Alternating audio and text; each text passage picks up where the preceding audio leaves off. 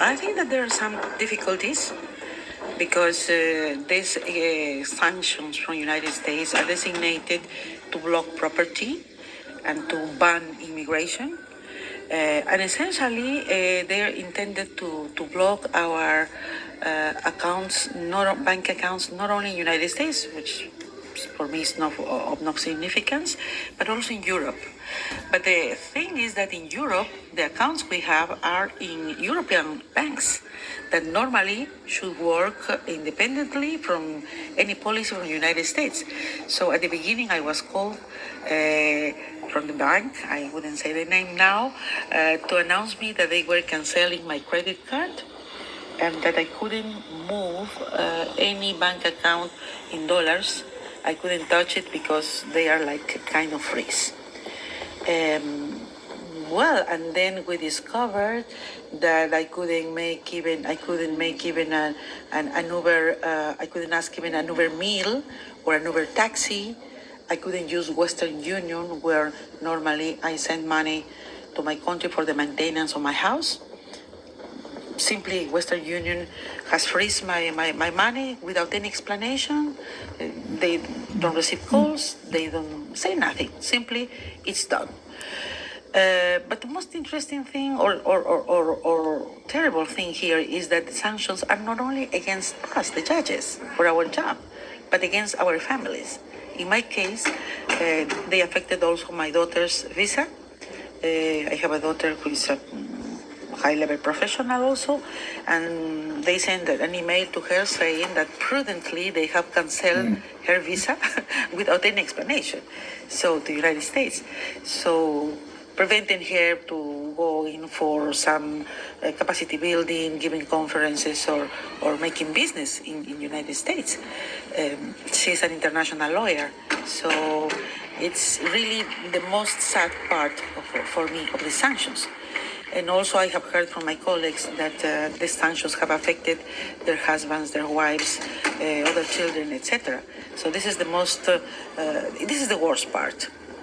For me, I don't have, I come from Peru and Latin America, and we are not so used to have these digital accounts.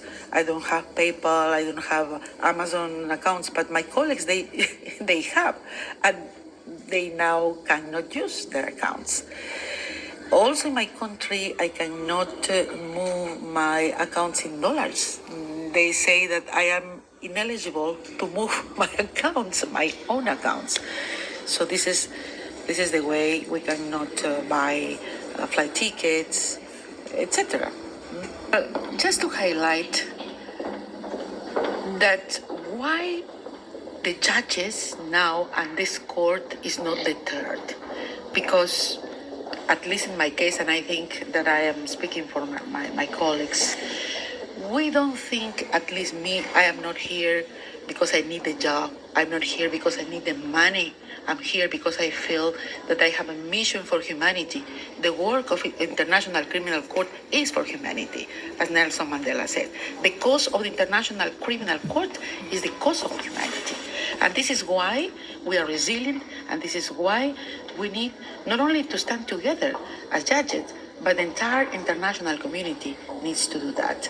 Because as such, we are working also, as always, for peace and global security. But still, I am Latin American, still I am Peruvian.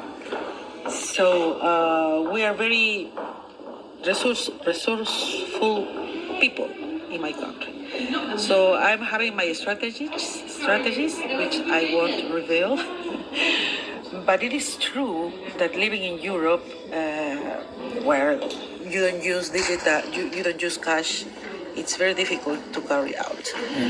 That's good. None of this have or deterred us as judges, because those sanctions are designated to attack our independence as judges.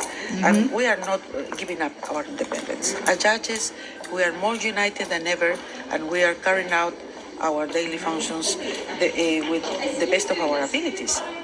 Although it has impacted the court, the personnel, morale, and etc.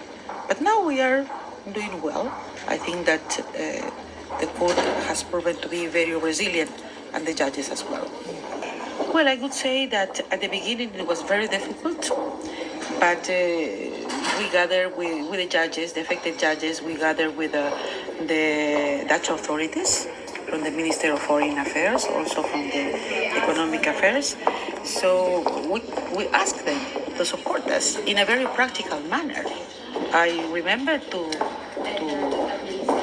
that I said to these high officials that I feel defenselessness because if they can do nothing, if they are doing over compliance of these sanctions, then where is the sovereignty of this country?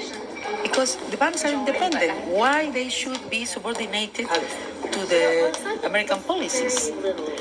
I think that this impacted in the authorities because we also, all the colleagues, we narrated how we were doing and the difficulties. And as they feel, I think, a little bit ashamed.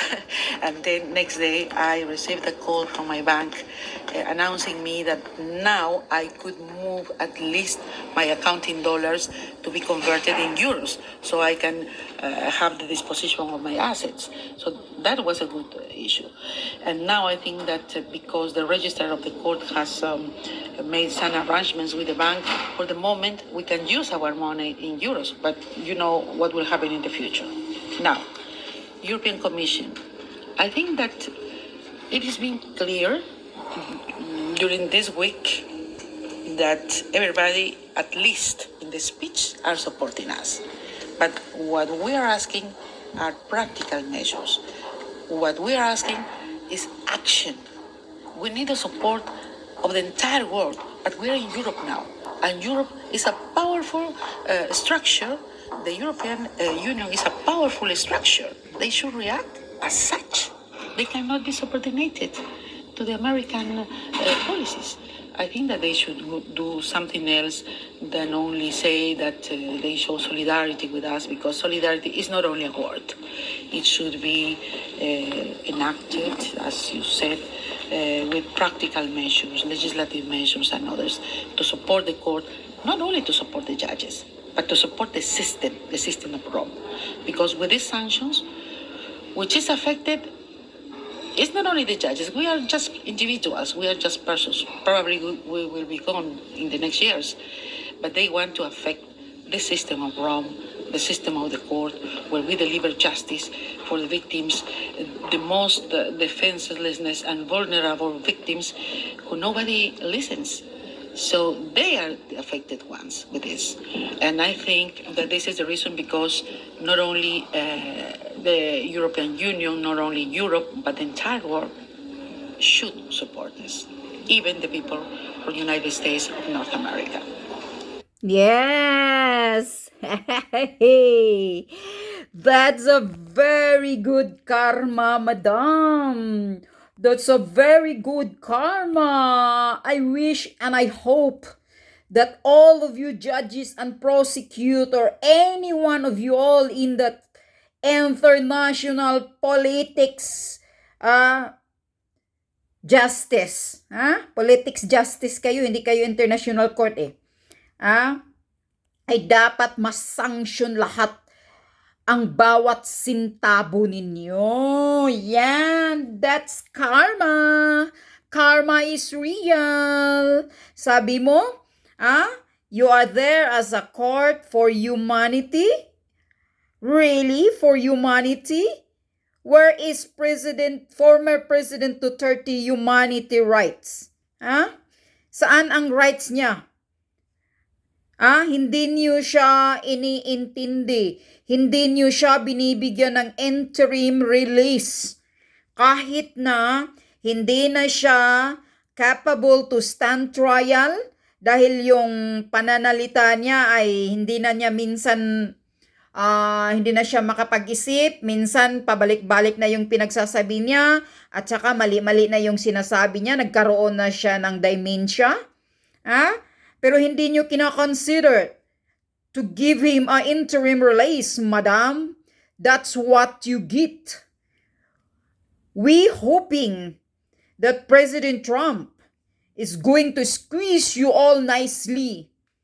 Yan ang dapat sa inyo.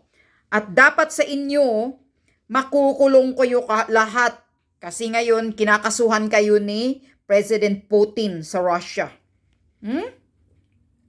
Hindi nyo kasi naintindihan politika kasi kayo. Sumasabay kayo sa politika ni Bangag Marcos Jr. So ngayon, pag wala na talaga kayong mapapasukan kasi pati online, online yung nila sa ICC, sinasarado daw Hindi na sila makapag-transact ng mga documents or whatsoever. Hindi lang yung mga assets nila pinifreeze, hindi lang yung pera nila sa bank account ang pinifreeze ng US, kundi pati yung sa ICC na nila ng mga mga online nila na mga kaso. Hindi na sila makakilos. So release former President Duterte para maibalik ang ligaya ninyo. I think that's the best solution, madam. Release former President Duterte. Then you can you bring back your happiness. You bring back your own money account. Your bank account, madam. So now, you feel how difficult to be squeezed in. You feel how difficult to be sanctioned everything in your life, everything in your asset, even your daughter. Just now you told even your daughter's account or whatsoever is freeze. Then that's good. That's really good. You know that? You must understand how difficult former President Duterte's life inside your detention there. You detain him without case na hindi pa siya guilty, wala siyang nililitis na kaso. Hindi niyo siya pinagbigyan ng interim release kahit sa edad niya. Kung humanity kayo, for humanity kayo, na court kayo. Bakit hindi niyo pinagbigyan ng interim release si President Duterte that he is at 80 years old plus? At wala na siya sa maayos na kaisipan. Minsan nakalimot-limot na siya, nakakalimot na siya lahat. Tapos nadadapa na siya. Beside, how many times that he fall down from his detained room? How many times, madam? Did you know that? Binabantayan mo ba si former President Duterte in 24 hours, in every minute and every second? Did you guard him? So that you know, so that you will know how his situation, you know how his life inside the detention. So you don't talk bullshit na nahihirapan kayo. Because that's not enough for you. That's not enough punishment for you, all ICC judges and prosecutor. We still wish for more. Na si President Trump, he will really do such a bad sanction and bad things to you all. Good luck. Then release former President Duterte. Release him. He's not supposed to be there. Kasi wala siyang kaso. Wala kayong napapatunayan. Dinidetain niyo siya without case. Ang sarap ninyong pagsasampalin. Mga walang hiya kayo. Hintayin niyo lang. Kulang pa yan. Kulang pa yung sanction, ang freeze na mga lahat siguro ng pati pusikat ninyo, pati mga bilat ninyo if you freeze yan. Mga walang hiya kayo, international court. Hindi kayo international court. Political court kayo. Ginagamit kayo sa mga politikong may kapangyarihan na ipapakulong yung mga kalaban nila. Yan ang katotohanan. Political court, hindi kayo international court. Shame on you. Shame on you. Karma is real. Karma is real. I hope President Trump will do more. Will do more to squeeze both of you all judges and prosecutor. Mga walang hiya kayo. Poki ng ina ninyo.